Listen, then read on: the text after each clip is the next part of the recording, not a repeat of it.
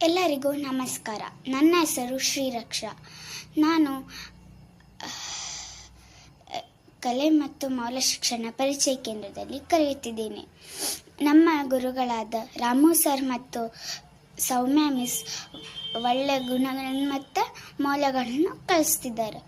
ಈ ವರ್ಷ drawing class ಮುಗಿದಿದೆ. ನೆಕ್ಸ್ಟ್ ಟೈಮ್ ನೀವು ಬನ್ನಿ, ಜಾಯ್ನ್ ಆಗಿ ಅಂತ ಹೇಳ್ತಿದ್ದೀನಿ. ನೆಕ್ಸ್ಟ್ ನನ್ನ ಕೋಆರ್ಡಿನೇಟಿಂಗ್ ಸ್ಪೋರ್ಟ್ಸ್. ನಾವು ಏನೇ ಥಿಂಗ್ಸ್ ತೊಗೊಂಡ್ರು ಅದ್ರ ಜಾಗಕ್ಕೆ ನಾವು ಅದನ್ನ ಇಟ್ಟು ಅದನ್ನ ಕಳೀಲಂಗೆ ನೋಡ್ಕೋಬೇಕು. ಅದು ನಮ್ಮ ಜವಾಬ್ದಾರಿಯಾಗಿದೆ. ನೆಕ್ಸ್ಟ್ ನಾನು ನನ್ನ ಅನಿಸಿಕೆಯನ್ನು ಹೇಳ್ತೀನಿ.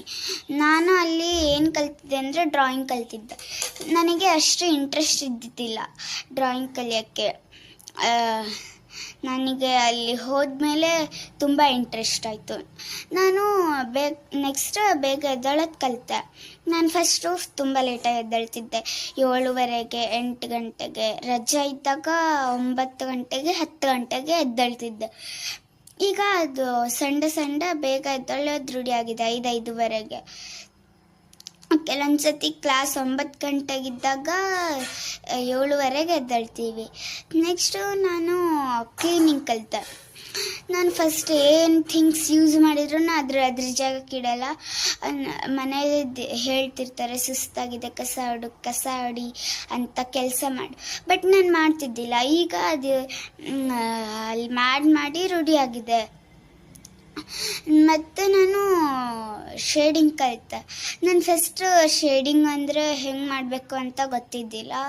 ಆದಮೇಲೆ ನಾನು ಅಲ್ಲಿ ಹೋಗಿ ಕಲಿತಾದ್ಮೇಲೆ ನಂಗೆ ಗೊತ್ತಾಯಿತು ಅದು ಯಾವ ಥರ ಮಾಡಬೇಕು ಹೇಗೆ ಅಂತೆಲ್ಲ. ನಾನು ಮತ್ತು ಪೇಂಟಿಂಗ್ ಕಲಿತೆ. ನಾನು ಪೇಂಟ್ ಹೆಂಗೆ ಸ್ಪ್ರೆಡ್ ಮಾಡೋದು ಅಂತಲೂ ಗೊತ್ತಿದ್ದಿಲ್ಲ. ಆದಮೇಲೆ ನಾನು ಅಲ್ಲಿ ಹೋಗಿ ಸೇರಾದ್ಮೇಲೆ ನನಗೆ ಅಲ್ಲೂ ಪೇಂಟಿಂಗ್ ಬರ್ತಿದ್ದಿಲ್ಲ. ನಮ್ಮ ಗುರುಗಳು ರಾಮು ಸರ್ರು ಹೇಳಿಕೊಟ್ರು, ಈ ಥರ ಸ್ಪ್ರೆಡ್ ಮಾಡಬೇಕು, ನಂಗೆ ಹಿಂಗೆ ಕಲರ್ ಮಿಕ್ಸ್ ಮಾಡಬೇಕು ಅಂತ. ನೆಕ್ಸ್ಟು ನಾನು ಸ್ಟೇಜ್ ಫಿಯರ್ ಕಲಿತೆ. ನನಗೆ ತುಂಬ ಭಯ ಇತ್ತು. ನಾನು ಏನು ಮಾಡ್ತೀನೋ ಏನೋ, ನನಗೆ ಸ್ಟೇಜ್ ಮೇಲೆ ಮಾತಾಡೋಕ್ಕೆ ತುಂಬ ಭಯ ಇತ್ತು. ಈಗ ಅಲ್ಲಿ ಹೋಗಾದ್ಮೇಲೆ ಅದನ್ನೂ ಈಸಿಯಾಗಿದೆ. ನೆಕ್ಸ್ಟು ನಾನು ಏನೇನು ಕಲಿಬೇಕಿತ್ತು ಅನ್ನೋದು ನನಗೆ ಗೊತ್ತಾಗಲಿಲ್ಲ. ಸೊ ಅದಕ್ಕೆ ನಾನು ಬರೆದಿಲ್ಲ. Thank you.